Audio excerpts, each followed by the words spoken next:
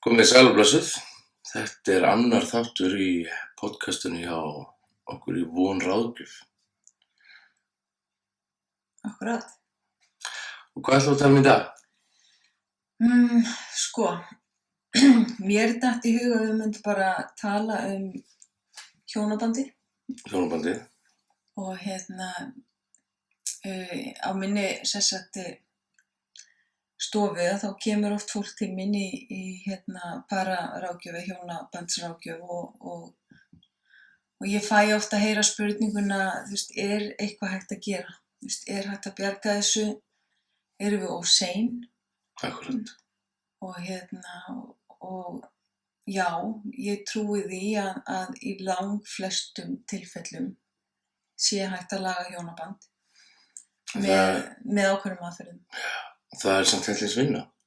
Þetta er mikil vinna, já, og ég segi oft, þetta er eins og langhlaup en grindahlaup.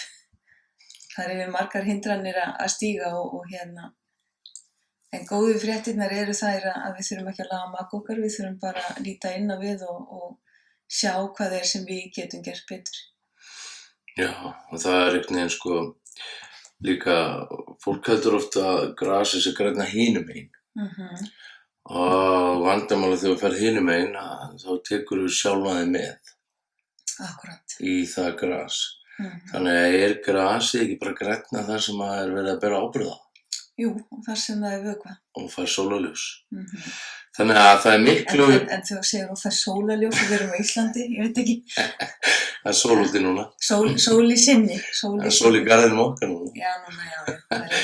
Það sem að kannski, það sem að er sniðugt fyrir kannski, en það sem að ég líka segi þeim sem koma til mín að fólk eru meitt oft með þessu spurningu, þú veist, eru við alveg dúmt, er þetta alveg búið, er hægt að bjarga þessu og fólk er kannski með börn og það er miklu auðveldara að bjarga hjónabandi þar sem að börn eru og annað heldur en að byrja nýtt og setja saman samsetta fjölskyldu.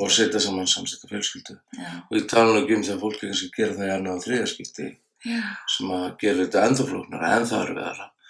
Þannig að það er alltaf einfaldara að laga svo framlega sem að annar aðilinn sé ekki að velja að vera bara í einhvers konar neyslu eða eitthvað svoleiðis. Já, ofbeldi og annað, Þetta er alltaf þessi undantekning sem sanna regluna. Já, ef fólk kannski bara er ofbeldisneygt mitt eða velur bara að vera í neyslu og vera að ganga frá fjölskyldunni. En ef að báðir aðilar vilja gera eitthvað í sínum málum, þá er það miklu einfaldara heldur en að skilja. Þegar maður veit í raun og aldrei áhrif skilnaðar. Nei, fyrir hana bara á reynir. Já, og allt sem því fylgir, Við ætlum að skoða Gottman aðeins í dag. Já, Gottman hjónin, John og Julie Gottman. Já. Og ég segi oft við fólki mitt, að þetta eru hjón sem hafa rannsakað parsambandið í 30 ár, en við erum búin að segja 30 ár rosalega lengi, þannig að þau eru farin að vera 35-40 og þau settu niðurstöðuna, þetta er þau voru með svona love lab sem þau kölluðu, svona rannsóknarstofu, það var bara svona stúdíó íbúð og fólk kom og var þar yfir helgi og jafnvel lengur og það var allt bara mælt, þetta eru bara svona klínískar niðurstöður og mældu hjartsláttur, blóðþrýstingur, hvað gerist í heilunum þegar fólk er að rífast, hvað gerist þegar það er að sættast, þegar það stundar kynlíf, allt bara, og þetta er bara sett niður í niðurstöður og þau settu þetta niður í svona hús sem að kallast upp á enskuna The Sound Relationship House. Já. Og þar eru ákveðnir hlutir sem þurfa að vera til þess að parsamband gangi upp.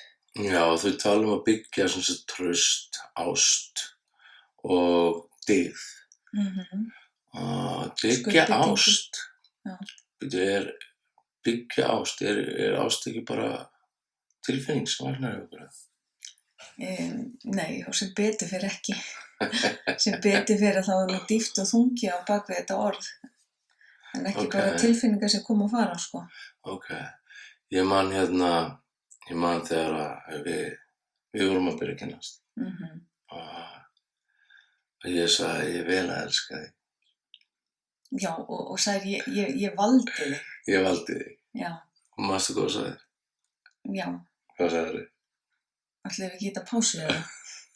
Nei, ég man að mér fannst þetta skrítið og að því leitum þetta kannski hljómar ekki skrítið núna en á sínum tíma það voru umræður kringum þetta og ég upplifði bara einhvern veginn eins og þú hefur bara farið inn í skóbúð, séð fullt af mjög fallegum og flottum skóm og ákveðið að velja þetta par fremur en hinn. Akkurat. Þannig að það svona valið mig bara eins og hvert annað skópar. En það sem að var á bakvið það er að sko eftir þegar við byggjum ég hlustaði á vin minn Danny Silk, hann var að tala parsambandið og að tala karlmenn sem kæmi til hans í viðtöl og þeir sögðu við hann ég held ég sé ástfanginn og hann segi nú út af hverju. Það er þessi kona, hún er svo sæt, hún er svo góð við mig og hún er svo velvaxin og hún er svo mikið þetta og hún er þetta og ég bara elska hana og hann sagði hann hugsaði alltaf ok, hvað ætlar svo að gera þegar hún eldist þegar hún er ekki góð við þig þegar þetta því að ást snýst ekki að láta þig gera fyrir mig ást snýst meira að ég vel að elska þig af því þegar ég vel að elska þig og þegar að lífið gerist og það parsambandi verður erfitt sem að gerist í svona 10% sambanda? Já, einmitt. Nei, miklu meira það. Það gerist í öllum parsambandum að þá get ég staðið á þessu vali mín. Nei, ég ætla ekki að hlaupa af því að óttinn og lygin innra með okkur, hún segir okkur að hlaupa í burtu. Hún segir óttinn segir hlauptu, feldu þig, farðu en valið segir ég er ekki að fara neitt, ég verði hérna, ég elska þig líka þegar það gengur illa. Og það þetta þá lítur að vera að byggja þessa ást. Við getum byggt á því en við getum ekki byggt á þessari tilfinningu. Að auðvitað getum við alltaf sagt ég elska þig og við vitum að við elskum okkar en við upplifum það kannski ekki alltaf. Eitthvað?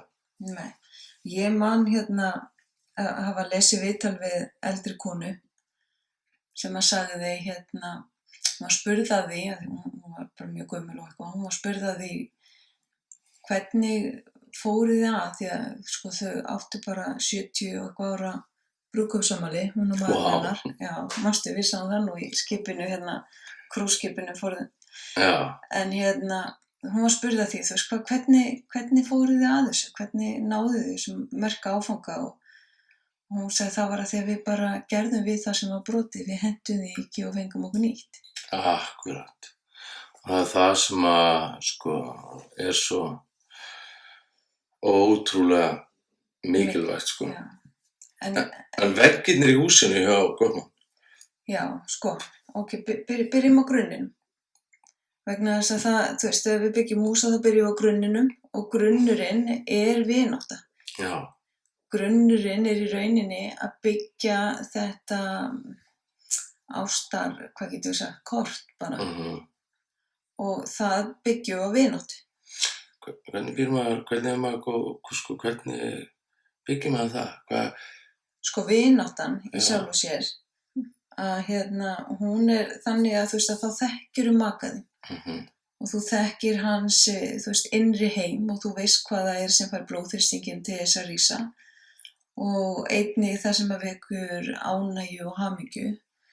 Þú þekkir besta vin maka þíns og veist hvað hann heitir og þú þekkir fjölskyldu hans og þú þekkir söguna hans og áföllin og gleðina og þetta er svona þekkja, já, í rauninni bara þekkja innri heim maka þíns, hvað það er hann til að lifa vel og illa.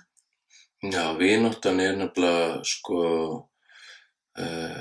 fyrir mér þá byggist hún rosalega mikið í því að að leggja sjálfan sig niður fyrir makann eða vera tilbúin til þess að leggja á sig eða gera eitthvað til þess að byggja upp þetta traust eða byggja upp þessa vináttu og þar kemur líka bara inn tíminn, er það ekki? Jú.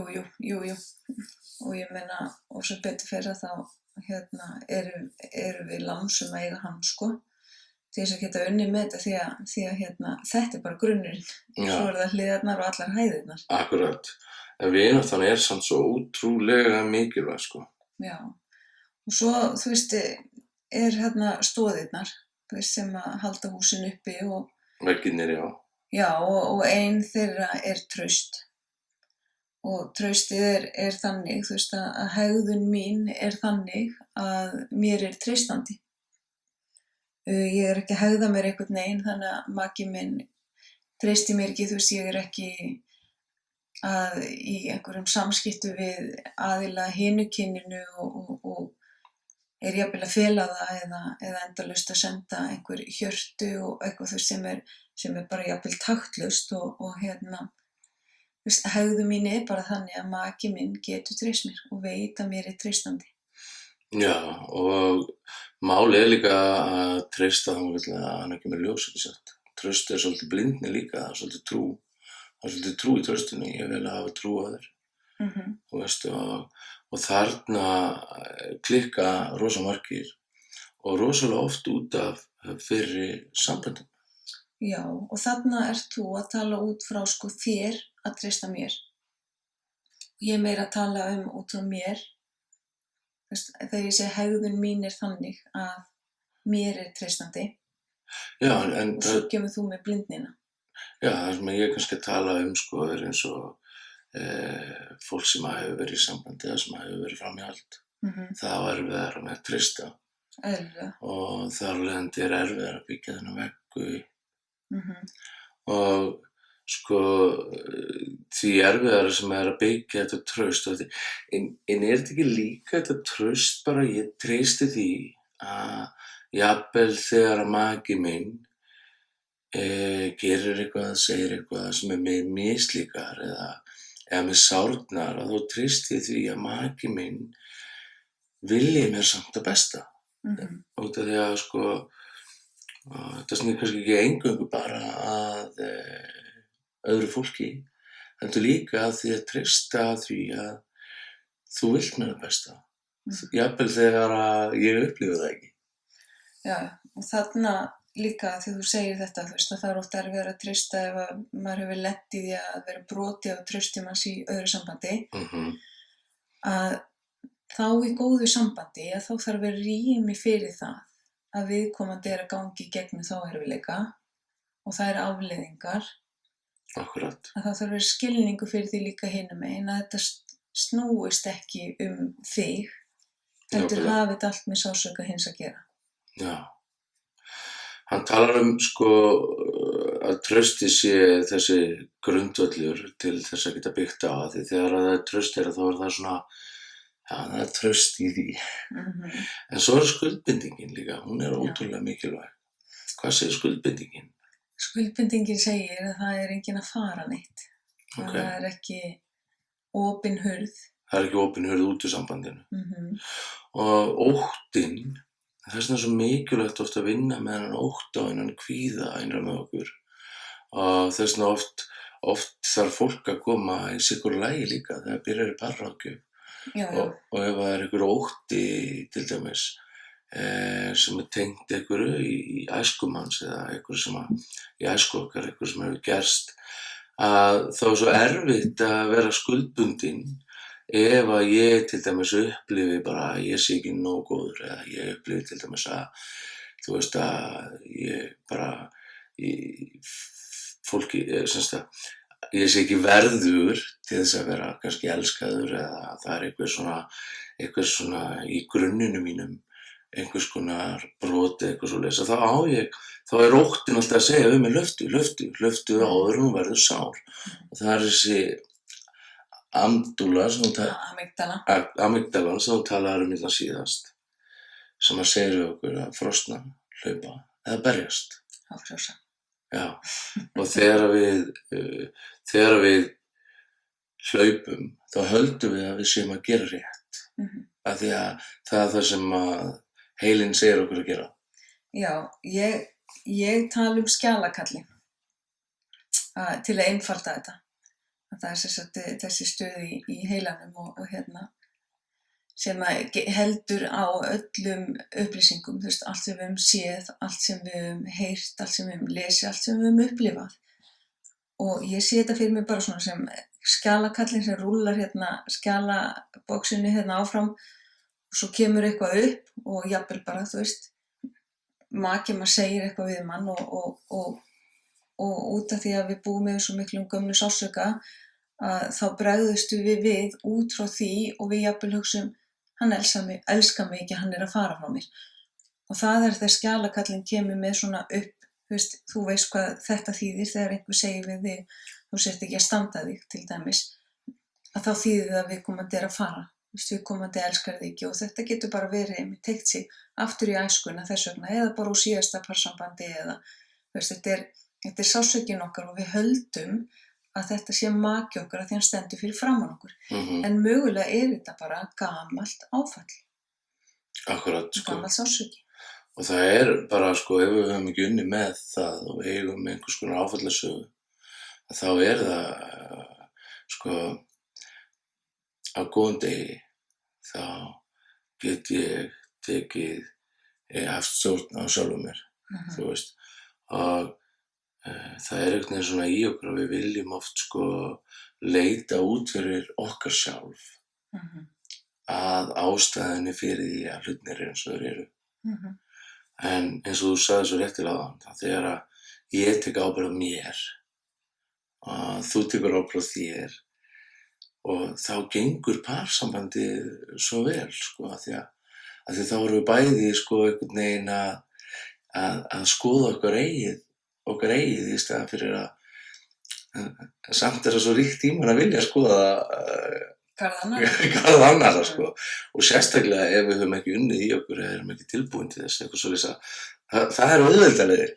Já, svo líka annað sem kemur til og og fólk fattar ekki endilega fyrir að ég bendi þeim á.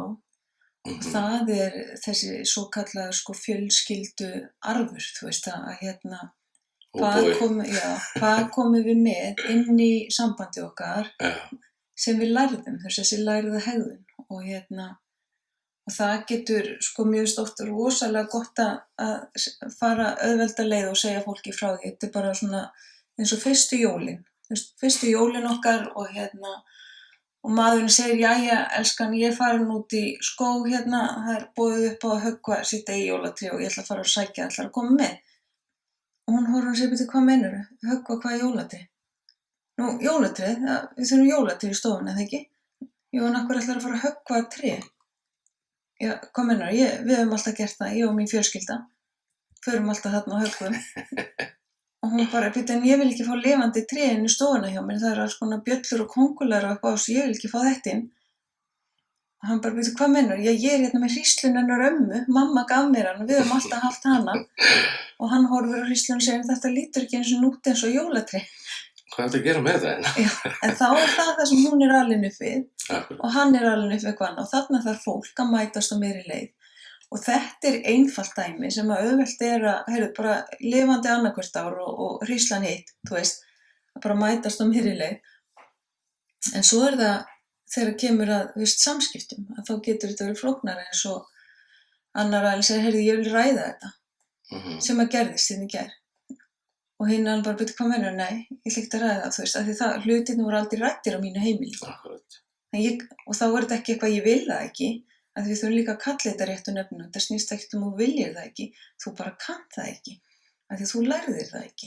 Algjörlega, sko, og svo er rosa áhætta sem að fólk þarf að taka þegar það er sært að teygja sig í staðinn fyrir að fara í fjölskyldumynstri. Að teygja sig til makans, að teygja sig áttina að makan. Og það er einhvern veginn, sko, það sem að við þurfum að læra að gera. En þegar við erum fórnarlamb, þá erum við að kynna öðrum ekki sagt. Þá erum við... Rosa leiðilegt orðsamt þetta fórnarlamb. Finnst það? Já, ég vildi að væri til skemmtilega orð en það.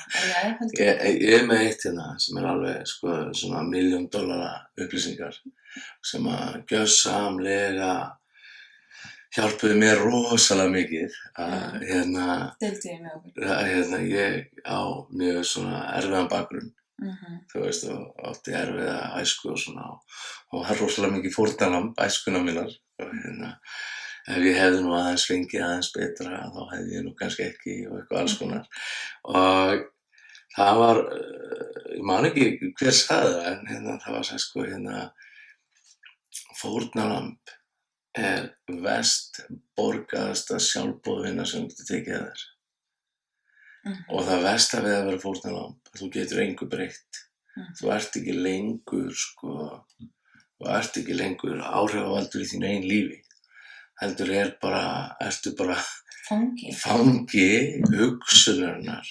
Og þarna þessi hugsunarvilla líka hjá okkur, hjá skjalakallinum. Við þurfum að mata hann upp á nýtt. Já, þú veist, og þannig að það svona, það ótrúlega mikilvægt að við, ég sé þetta fórnarlamb á tvennan hátt annars vegar þegar við sitjum niður og við vorkennum okkur eða við höldum að, og auðvitað við finnum það ekki, ég finn það ekki þegar ég leik sem fórnarlamb, þá finn ég ekki, ég er að vorkenna mér, heldur ég finn bara hvað allir eru vondið um mig, En svo getum við tekið til nýtt level að þegar við erum komið með annað fólk í kringum okkur, til þess að vorkenna okkur líka, og þá rosalega erfitt að standa upp úr því, þegar fólk skilur hvað við eigum bátt, þú veist, og það ýtir undir þessa trú okkar að við getum eitthvað breytt því að lífið hefur verið svo erfitt, Já, og það þarna sem að, þú veist, að við erum alltaf að velja að hafna hverjum einasta degi.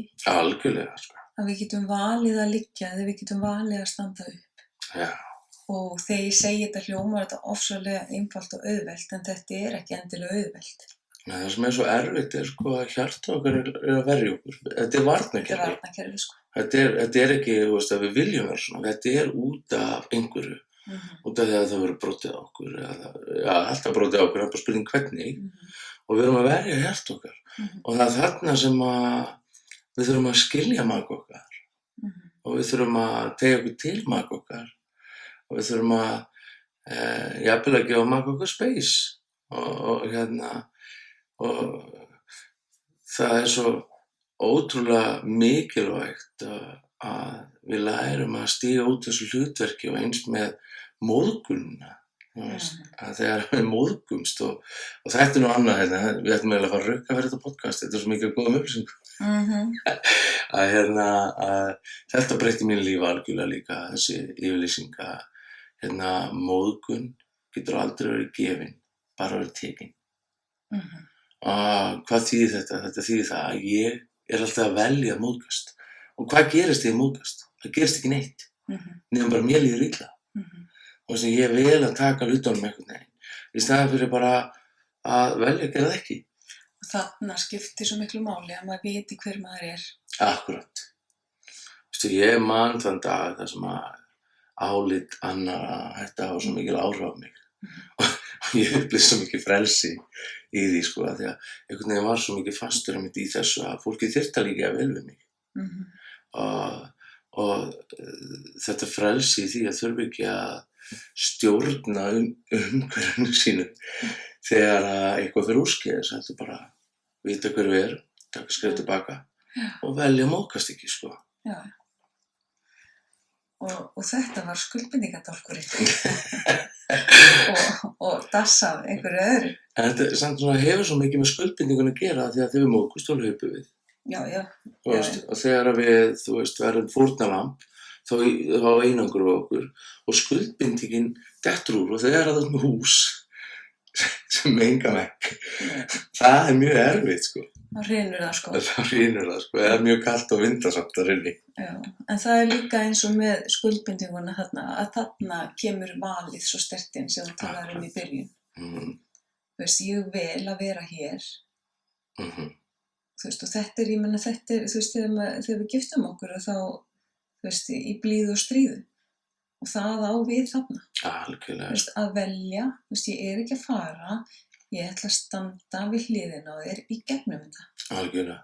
Og fara í, bara fara saman, hlið við hlið. Af því að, lífið gerist líka. Þetta ekki alltaf bara inn í parsambandinu. Nei. Það alls konar sem gerist fyrir utan parsambandið og ég meina við vitum það að lífið gerist og þá bara velja að labba hlið við hlið í gegnum sársaukann, Og stundum þarf þú að bera mig og ég að bera þig. Algjörlega, Í gegnum erfiðleikana. Og hann talar þetta líka, snúa okkur að í staðan fyrir að snúa okkur í burtu. Já. Og svona vera að leggja inn í tilfinningabankann. Og það þetta eru margar hæðir, þetta verður meira en einn þáttur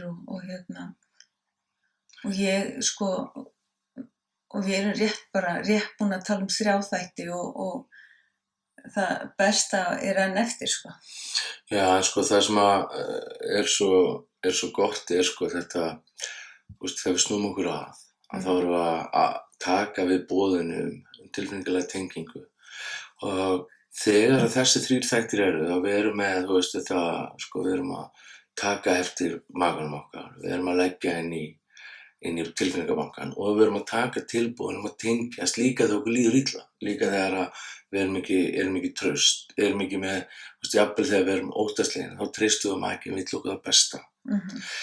Og í þessu líka að ég ræddi þetta nefnilega mitt við samstarfsfélaga minnan Theodor Francis Birgisson, Teddy í lausninni sem að rosa margir þekkja.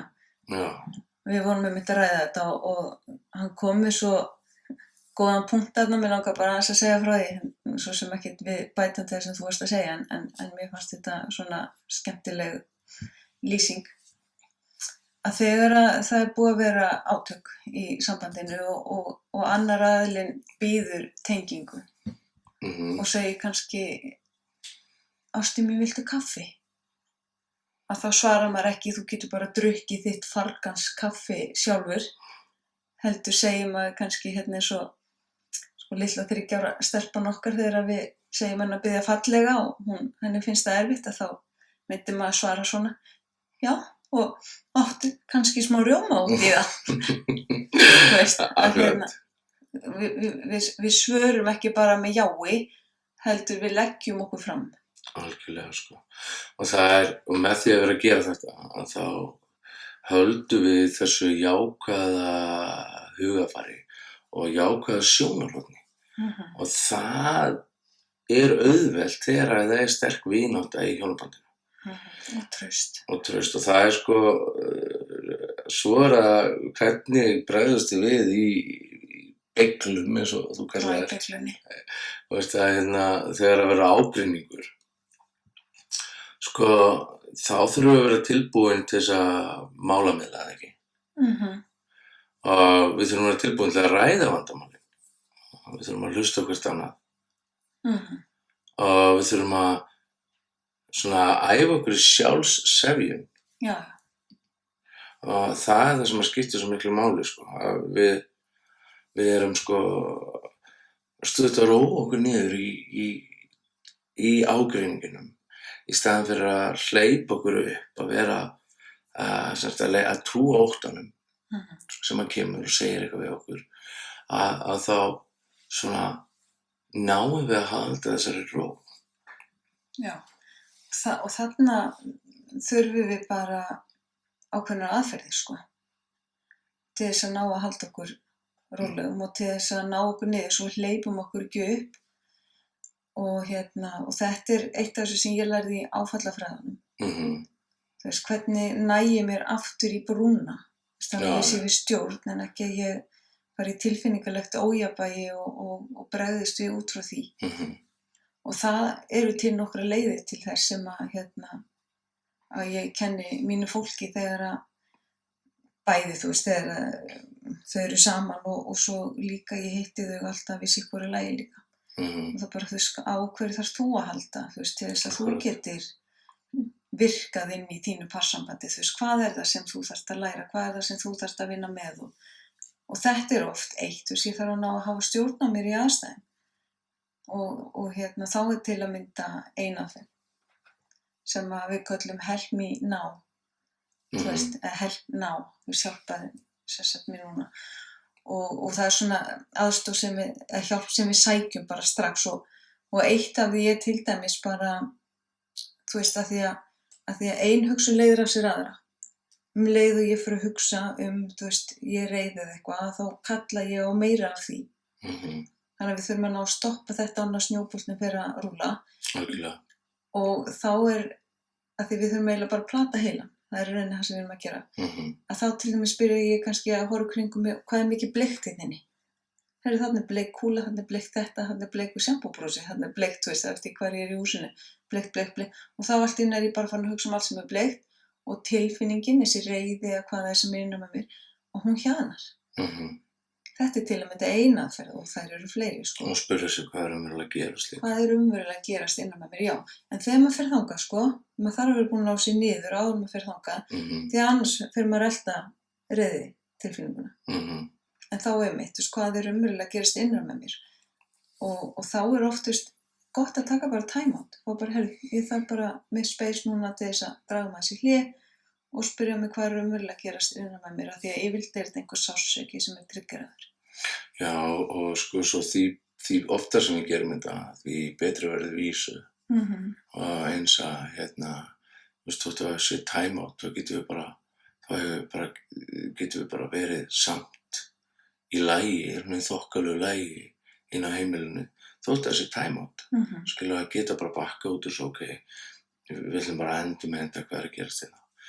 Sko, það eru 2 hlutir viðbót í húsinu. Það að heiðra hvers annars drauma eða lífsdrauma og hjálpa draumunum að rætast og finna aðferð til þess að láta drauma hvers annars rætast. Og von ráðgjöfun og afspringja því. Já.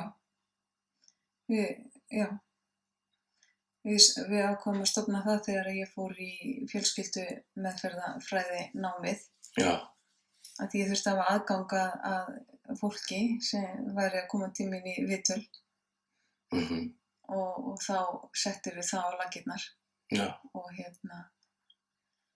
ég bara hellti mig beint út í þetta því það var ekkert annað að gera. Já, og það er svo, og þarna, þetta svo fallegt, einmitt, svo ekta í þetta, þú veist, ég elska þig, ég vil sjá það sem þínu hjarta rísa upp og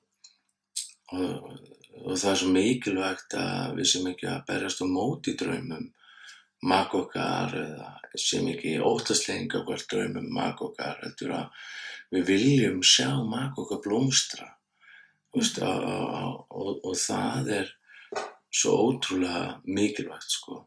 Og svo þessi, sko, shared meaning, þetta svona þessi. Þetta í rauninni bara að skapa sameiginlega framtíð. Já, sem svona, sem að við, sko, erum með tilgang saman. Og það er ráðgjöf líka. Að þegar við höfum þetta hjarta, við viljum hjálpa fólki, við viljum sjá fólk vaksa, við viljum sjá fólki fara að líða betur og þegar að mann hefur liðið ótrúlega illa og rosalega illa og maður hefur öðlast frelsi frá því allavega, ég segi fyrir mig sjálfan að það vill maður gefa það á. Já, og líka bara maður sér eitthvað sem kemur til manns niðurbrotinn, lifir í kvíða, lifir í ótta, á erfitt með að feysa lífið sitt, að horfast í augu lífið sitt og er búinn að vera að hlaupa undan sjálfum sér en upplifir auðvitað að hlaupa undan öðrum allt sitt líf, að sjá þetta fólk koma til okkar, sjá þetta fólk fá aftur von, sjá þetta fólk fá glampa í augun aftur, sjá þetta fólk finna hamingjuna aftur, það er bensínið mitt, sko. Og það er það sem að ýtir undir að ég held áfram að gera það sem við erum að gera og það er einhvern veginn þessi tilgangur í húsinu okkar, í okkar hjónabandi, nú erum við alltaf bara að tala um okkar hjónaband og tilgangurinn í ykkar hjónabandi, passambætti getur verið ykkur allt annar, en það er þetta sem að er okkar sameiginlegi tilgangur, eða ekki? Jú, og þú veist, það bara, það svo, því miður, svo ótrúlega mikið af fólki þarna úti sem að lifir í svo miklum sársauka. Já. Sem að bara sér jafnvel ekki fram úr honum og sér ekki fram úr að þetta sé einhvern veginn hægt. Já. Og svo stígur fólk þetta hugrakka fyrsta skref að leita sér aðstoðar og geta gefið fólki von inn í svona aðstæður sem að eru jafnvel bara yfirþyrmandi. Akkurat. Fyrir mína parta og þína, ég veit að líka, bara ótrúlega gefandi og það þetta sem fær hjarta mitt til að slá. Það að hjálpa fólki að finna út úr hlutunum og það kannski bara vert að segja það að við erum ekki einhver lógúrú. Við erum ekki einhver stjarneðlisfræðingar í ástar- og parsambandi. En við erum með ýmis tæki sem við getum gefið fólki vegna þess að fólkið alltaf með lausnina innra með sér. Það máli, það sér það kannski bara ekki. Við getum hjálpað því að leita og koma auga á og greina og segja þú veist, þú ert stútfullur af hæfileikum til þess að laga þetta allt saman. En þið vantar kannski bara smá svona backup. Já, hvort sem það í parsambandi eða bara hjá einstaklingum. Já. Og ég hef fengið til mín einstaklinga sem eru 50 plús sem hafa verið að burðast með æskuna sína alla ævi. Og eru loksins að koma, auðvitað það frábært að þessu loksins að koma en hvað hefur gerst þegar þetta fólk hefur komið á 20, 22, 25 og hefur ekki þurft að lifa með sársauknum af því að fyrir mín reynsla svo að það þetta að vinna með allt. Já, og ég meina sársauki mótar fólk. Algjörlega. Það gerir það og viðbragðið og uppeldið. Já, þá að sjálfsögðu betra að koma fyrr en ég tek hattinn ofan fyrir öllum þeim sem koma. Því að það oft mjög erfitt að hringja þetta símtal eða panta fyrsta tíman. En það eitt að panta fyrsta tíman og annað að mæta og annað að koma. Já. Og þetta bara, það aðdánavert þegar að fólk leita sér aðstofar og þorir að horfast í augu við sársaukana sín. Algjörlega þannig það einmitt þetta þora og það sem að ég svona séð í þessi ár sem ég hef verið að einbeita mér að fólki að þetta yfirleitt þegar fólk nær ekki árangri eða fólk leita sér ekki hjálpar að þá þetta svo oft ótti við að horfast í augu við sjálfan sig og að taka ábyrgð á sjálfan sér og þú sem ert að hlusta og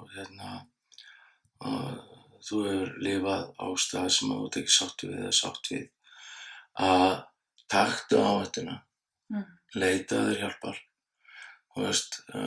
horfst í augu við, það auðveldara samt að horfast í augu við fortíðina og taka ábyrgð heldur að sleppa því. En óttinn lætur okkur trúa því sé auðveldara að flýja. Já. Og það einhvern veginn það sem að skiptir svo miklu máli og nú erum við búin að fara í gegnum allt húsið hans Gottman og það svona. Já, þegar þú segir það þá erum við búin að fara í gegnum nokkra hæðir en það rosa mikið af svona neðanmálsgreiningu. Já, algjörlega Þannig að við förum klárlega í það aftur næst, það ekki? Já, og kannski förum við erum kannski ekki alveg búin en það sem að mér langar að segja það þessar 5 aðferðir til að byggja traust og ást og dyggð í sambandinu og það að gera traust að aðal atriðinu í sambandinu og það að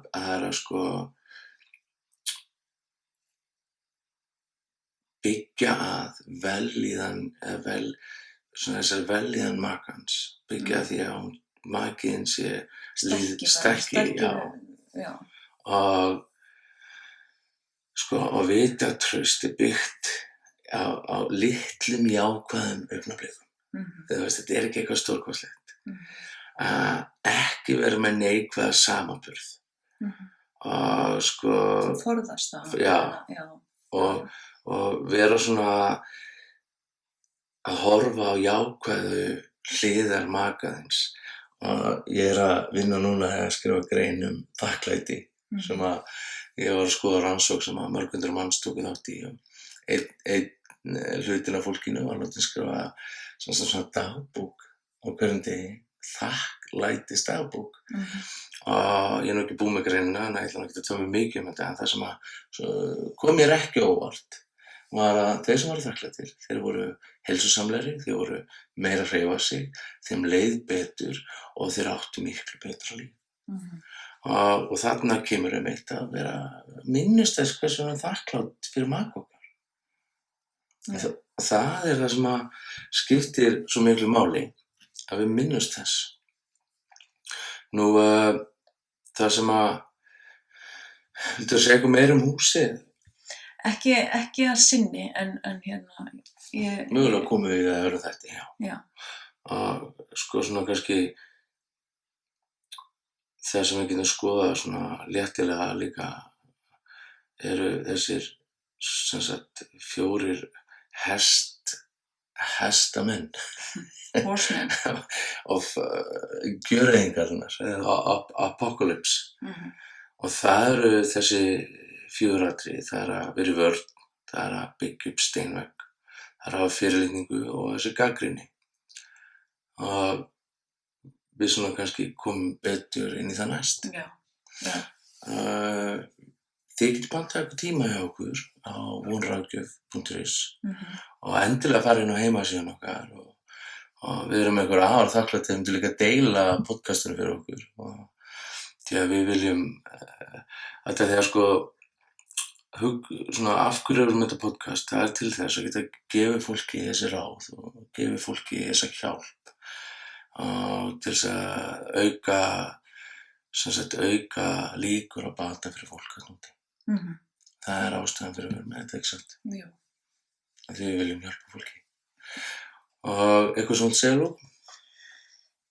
Nei, bara ég geti talað endalaust en við erum ekki að fara að þangað akkurat núna en nei, kannski bara biðja fólk að sko vera vakandi, fyrir þessum litlu þáttu sem við tölum ég meina á ég vináttu við maka minn og treysti ég honum, er ég skuldbundin, hver er skuldbindingin mín í prósentu tali, er ég alltaf að hugsa að fara upp annað og treysti ég maka mínum, þessi þættir og skoða það bara og ef ekki, að leita sér aðstoðar og ég hef heyrt líka, en makinn minn vill ekki koma með mér.